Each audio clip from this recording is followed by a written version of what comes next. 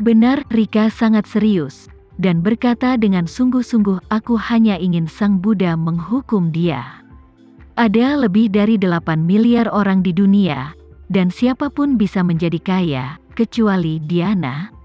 Rika berkata dengan sangat tegas lagi, oleh karena itu, Kaisar Langit bertanggung jawab atas wilayah kita. Diana bisa menjadi kaya. Ini adalah kelalaiannya dalam bekerja. Jika dia tidak secara aktif mengoreksi dirinya sendiri, dia harus meminta Buddha Tathagata untuk mengkritiknya.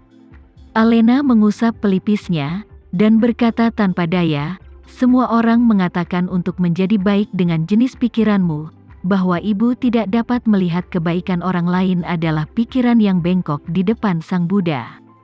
Bagaimana mungkin Sang Buddha memberkati mereka yang memiliki pikiran bengkok? Apa? Rika tidak yakin, dan menjawab, bukannya aku tidak ingin orang lain menjadi baik, tapi aku tidak ingin melihat Diananya baik.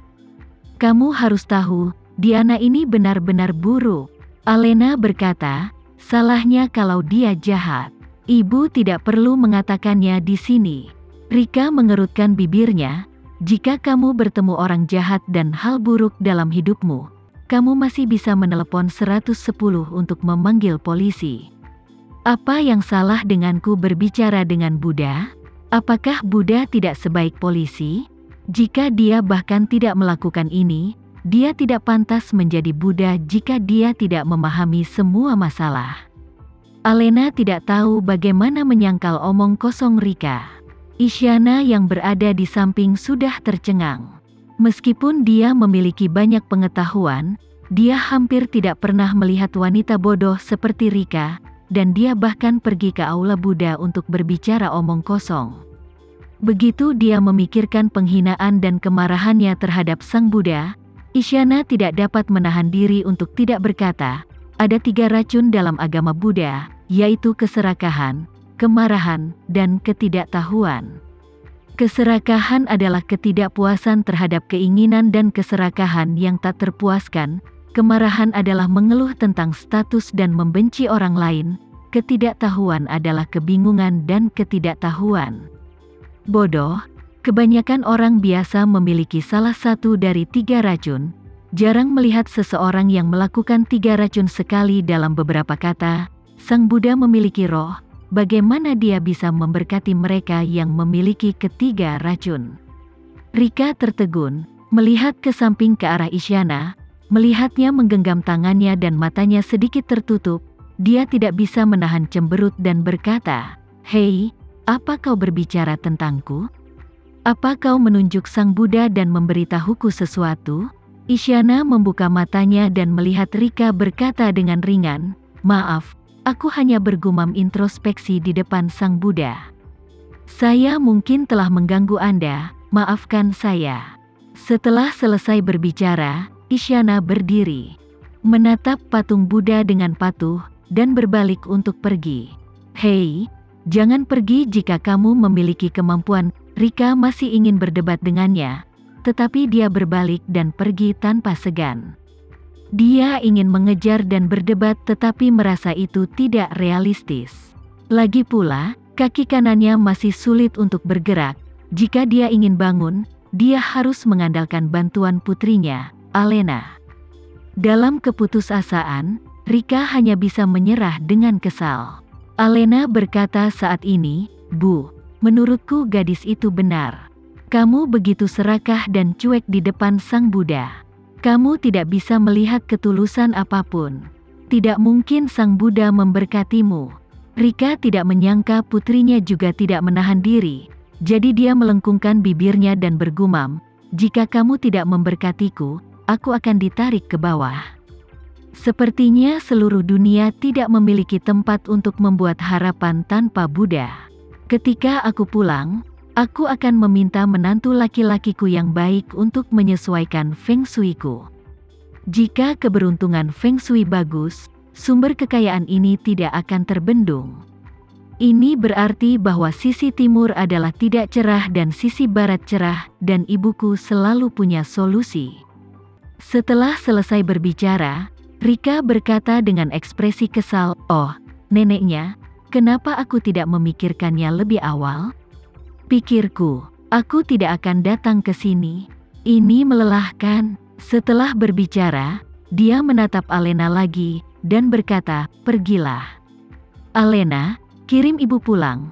Aku akan bertemu menantuku yang baik." Alena tidak berdaya kata, "Bu, jangan ganggu Tama." Kata-kata Alena membuat Isyana, yang sudah berjalan ke pintu, tiba-tiba terkejut. Dia bergumam dalam hatinya, "Ini Tama lagi? Aku sudah berada di Jakarta selama 2 hari, dan aku tidak terpisahkan dari Tama setiap hari. Itukah sebabnya aku menjalin hubungan dengannya? Lalu siapa anak menantu wanita kasar tadi? Tama. Apakah itu Tama dari keluarga Renza yang kucari, usia yang sama dengan Tama yang kucari? Selain itu, tidak banyak orang dengan nama yang sama dengan Tama, dan bahkan lebih sedikit orang dengan usia yang sama. Mungkinkah Tama yang kucari sudah menikah? Istrinya adalah wanita di depanku." Tercengang. Bukannya aku belum pernah melihat wanita kasar yang tidak mengatakan apa-apa, tetapi bahkan orang yang buta huruf. Dia benar-benar tidak takut. Status Tama dianggap menonjol, dan kekuatan pribadinya tidak tertandingi. Mengapa ada ibu mertua yang begitu vulgar? Benar-benar aneh. Alena tidak menyadari bahwa di luar gerbang istana, gadis cantik itu sedang memandangi dirinya dan ibunya Rika. Dia sibuk mencoba membujuk Rika untuk melepaskan gagasan meminta Tama menunjukkan feng shui-nya. Karena Rika menerima begitu saja dan berkata, "Tama adalah menantuku, dia dapat membantu begitu banyak orang melihat feng shui. Tidak bisakah dia membantu ibu mertuanya melihatnya?" Alena menghela nafas dan berkata, "Oh, Bu, tidakkah kamu membicarakannya? Tidak bisakah kamu memberitahu Tama? Selain itu, hal-hal seperti feng shui harus sangat makroskopis. Ini memecahkan masalah besar pada tingkat makroskopis. Pasti tidak terlalu konkret, jadi bagaimana Ibu bisa mengendalikan popularitas ruang siaran langsung Ibu? Konsumsi bahan bakar mobil kita sangat tinggi. Mungkinkah Tama menunjukkan feng shui kepada Ibu, dan konsumsi bahan bakar dapat dikurangi?" Sama sekali tidak realistis. "Itu benar," Rika berkata dengan sedih. "Lupakan saja. Aku telah membawa semua kata yang harus aku bawa ke Buddha hari ini. Itu tergantung pada apakah Buddha memberiku wajah. Jika dia memberiku wajah, tidak hanya aku bisa bergaul, tetapi Diana juga akan sial. Jika dia tidak memberiku wajah, maka aku tidak akan pernah datang kepadanya lagi." Saat dia mengatakan itu, Rika tiba-tiba menyadari dan bertanya pada Alena dengan suara rendah, "Alena, apa menurutmu Buddha mengambil manfaat Diana terlebih dahulu?" Dia berbisik kepada Buddha, "Buddha, maafkan aku Ibu blak-blakan, tolong maafkan aku." Setelah selesai berbicara, dia segera membantu Rika keluar. Rika tidak punya pilihan selain mengikuti Alena dan terlatih-tatih. Ketika ibu dan anak itu keluar dari aula, Isyana telah menghilang. Rika awalnya ingin menemukannya untuk bertengkar dengannya, tetapi dia melihat sekeliling dan tidak melihat siapapun, jadi dia hanya bisa mengikuti Alena keluar dari kuil, siap turun gunung. Dan ketika mereka mulai menuruni gunung, Isyana muncul lagi tidak jauh di belakang mereka, diam-diam memperhatikan punggung mereka, lalu melihat ponselnya. Di telepon, ada foto Alena membantu Rika keluar dari gerbang kuil, yang diam-diam diambil oleh Isyana yang bersembunyi di balik kerumunan tadi. Kemudian, dia mengirim foto ini ke Jaya, dan mengirim pesan lain, "Pak, cari cara untuk membantu saya memeriksa ibu dan anak ini, saya ingin semua informasi mereka." Meski informasi Alena dan Rika belum dienkripsi, tidak mudah bagi Jaya untuk mengetahui semua identitas keduanya melalui foto candid. Paling tidak, masih sulit untuk mengetahuinya dalam waktu singkat. Jadi, Jaya menelepon Isyana dan melaporkan di telepon, "Nona, apakah Anda memiliki informasi lain tentang kedua orang ini? Jika Anda memiliki informasi lain, akan lebih mudah untuk menyelidikinya. Isyana berpikir sejenak dan berkata, "Saya tidak punya banyak informasi di sini." Gadis itu mungkin istri Tama, tetapi informasi Tama dienkripsi, dan kita tidak tahu nomor identitas Tama saat ini.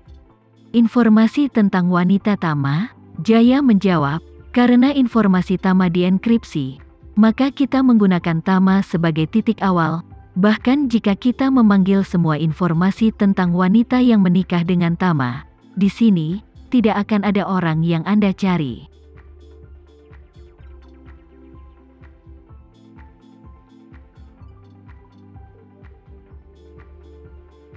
Sekian dulu ya video kali ini, kita lanjutkan lagi videonya di lain waktu.